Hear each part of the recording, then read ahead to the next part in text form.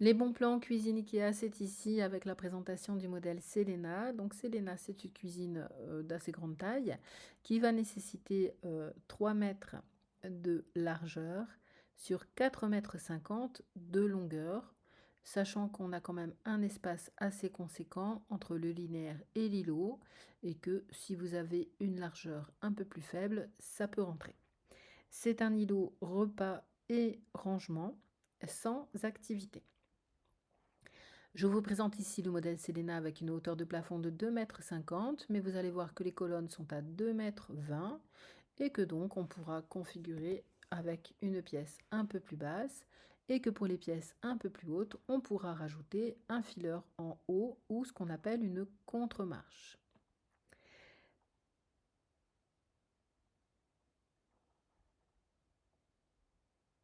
Donc c'est une implantation en I avec un îlot supplémentaire. Je vais revenir rapidement sur le linéaire qui est ici. Donc, on va partir du frigo, frigo et congélateur. Donc, un petit frigo ici, congélateur, un lave-vaisselle,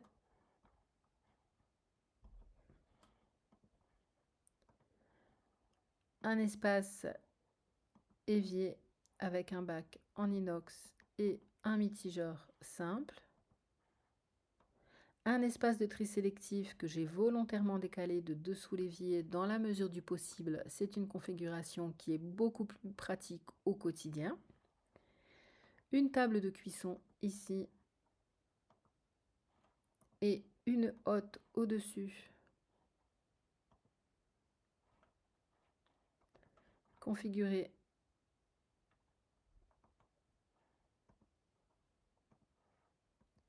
avec un filtre à charbon. Un meuble de rangement de type casserolier ici avec des finitions en verre et un organisateur de tiroirs. Et enfin, ici, une grande colonne cuisson avec casserolier en bas dans lequel j'ai inséré une table pour faire des petits découpages des préparations ou poser les plats chauds. Et un rangement en dessous. Et au-dessus, un placard avec porte. On va maintenant se rendre côté îlot. Ici, hop. Alors comme c'est assez proche. Donc sur l'îlot, on va avoir simplement deux meubles à tiroir, comme ceci, où on pourra ranger tout l'alimentaire, par exemple, ou de la vaisselle.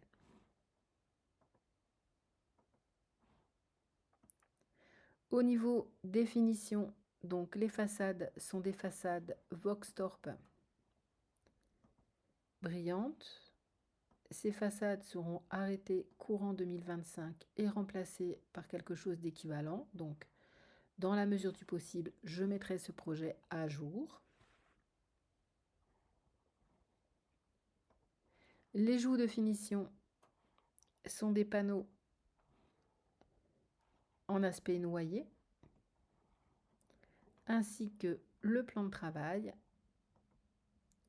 comme ceci.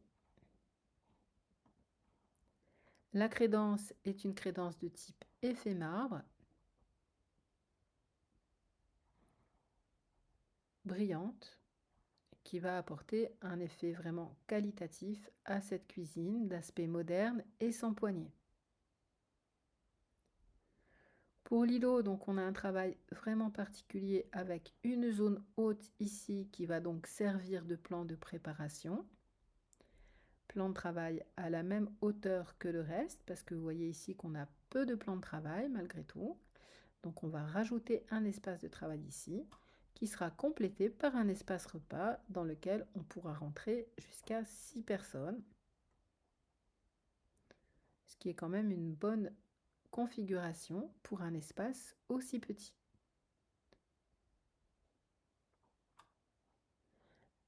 Pour les plaintes, j'ai choisi de les assortir avec une finition noyée aussi, comme ceci.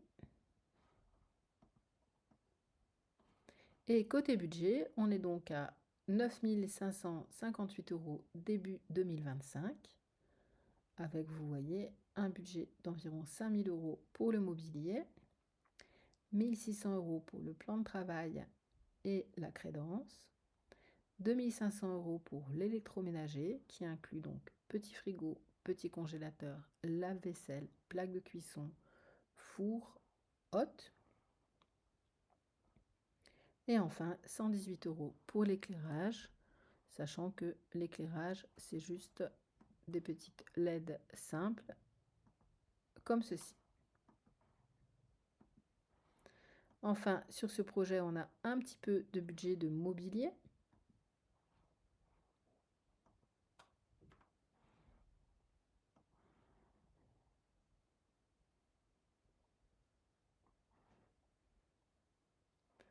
On a donc un petit budget de environ 600 et quelques euros de chaises.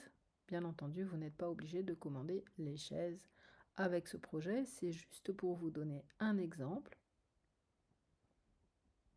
de configuration qui marche bien.